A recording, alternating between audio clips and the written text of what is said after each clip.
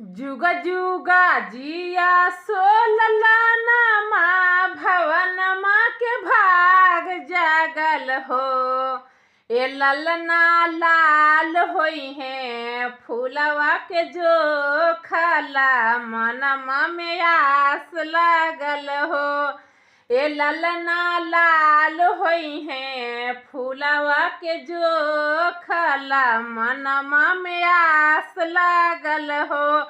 जुगा जुगा जिया सोललनमा भवनमा के भाग जागल हो। ए ललना लाल होई है फूलवा के जो खाला मनमा में आस लागल हो।